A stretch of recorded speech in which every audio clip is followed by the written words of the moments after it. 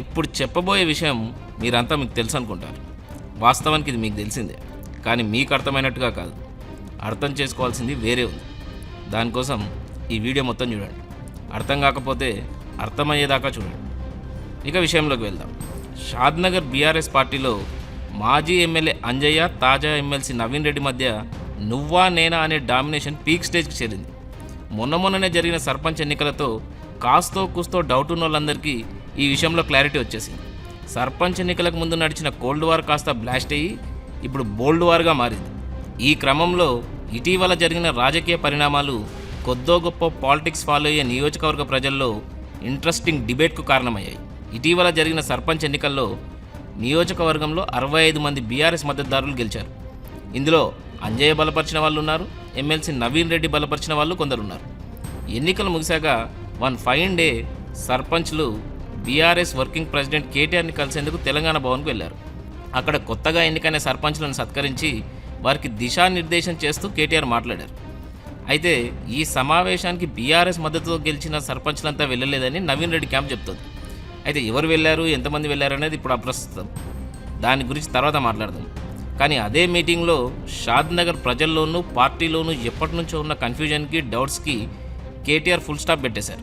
అసలు షాద్నగర్లో బీఆర్ఎస్ నాయకుడు ఎవరు, ఎవరి నాయకత్వంలో ముందుకెళ్లాలనే దానిపై రెండో ఆలోచన, రెండో అభిప్రాయం, అసలు కన్ఫ్యూజనే అక్కర్లేదంటూ కేటీఆర్ ఏం చెప్పారో మీరే చూడండి. దగ్గర పార్టీతోని 25 ఏళ్ళ అనుభవం ఉన్న అంజయ్ యాదవ్ గారి నాయకత్వంలో మళ్ళీ తప్పకుండా షాద్నగర్లో గులాబీ జెండా ఎగురుతుంది. ఈ విషయంలో ఎవ్వరికి అనుమానం కానీ, రెండో ఆలోచన కానీ, రెండో అభిప్రాయం కానీ అక్కర్లేదు. ఇదొకటేనా, రాబోయే ఎంపీటీసీ, జెడ్పీటీసీ ఎన్నికల్లోనూ మొత్తం అంజన్నకే బీఫామ్లు అప్పచెప్తామన్నారు కేటీఆర్. అది చూసేయండి. రేపు జిల్లా పరిషత్లో షాద్నగర్లో ఒక్క మండల్ పోకుండా, ఒక్క ఎంపీటీసీ పోకుండా బుద్ధి చెప్పమని చెప్పి నేను కోరుతున్నా. అంజన్నకు మొత్తం బీఫామ్లు అప్పచెప్తాం. అంజన్ననే మొత్తం నాయకత్వం వహిస్తాడు. బ్రహ్మాండంగా గెలిపించుకరండి. ఈ విషయంలో కన్ఫ్యూజన్ వద్దు. కేటీఆర్ ఇంత క్లారిటీగా చెప్పాక కూడా నవీన్ రెడ్డి క్యాంపులో సెగ చల్లారినట్టు కనిపించడం లేదు. బీఆర్ఎస్లో ఉన్న తోపే షాద్నగర్ పార్టీలో తోపెవరో చెప్పేశాక కూడా ఈ ఎపిసోడ్ని, అసలు వాస్తవాన్ని నీరుగార్చే ప్రయత్నం చేస్తున్నారు. కేటీఆర్ మీటింగ్ తాలూకు తీవ్రతను తగ్గించేందుకు అబే అలాంటిది ఏమీ లేదు, అక్కడంతా మనకు ఫేవర్గానే ఉందని చెప్పేందుకు చేస్తున్న ప్రయత్నాలు చూశాక మీ కష్టం పగోడి కూడా రావద్దన్న చర్చ బీఆర్ఎస్లోనే మొదలైంది. ఎందుకంటే అంజయ్య గురించి కేటీఆర్ స్టేజ్ మీద చెప్పిన మాటలను డామినేట్ చేసేందుకు ఇటీవలే కేసీఆర్తో నవీన్ రెడ్డి దిగిన ఓ ఫోటోని బేస్ చేసుకొని రాసిన బేస్లెస్ వాట్సాప్ వ్యాసాలు అందరికీ నవ్వు తెప్పించాయి. ఇదెక్కడి కామెడీరా బాబు అంటూ ఒక్కొక్కరు పొట్ట పగిలేలా నవ్వేసుకుంటున్నారు అదే పార్టీలో. ఇక్కడ నవీన్ రెడ్డితో కేసీఆర్ మాట్లాడుతున్నట్లుగా ఉన్న ఫోటోలో తప్పు లేదు, ఎవరు అవునన్నా కాదన్నా అదే నిజం, దీనిలో ఎలాంటి డౌటు లేదు. కానీ సీరియస్ ఫోటోని ఆధారంగా చేసుకొని నవీన్ రెడ్డి క్యాంప్ చేసిన వాట్సాప్ క్యాంపెయిన్ అందరికీ సిల్లీగా అనిపించింది.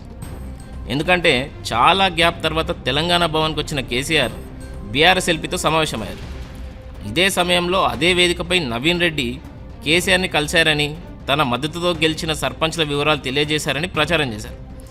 అంత బిజీ షెడ్యూల్లో ఇంత తీరిగ్గా విన్న కేసీఆర్ ఎమ్మెల్సీ నవీన్ రెడ్డిని ప్రత్యేకంగా అభినందిస్తూ నీకు మంచి రాజకీయ భవిష్యత్తు ఉందని, పార్టీ సపోర్ట్ ఉంటుందని ఆశీర్వదించారట.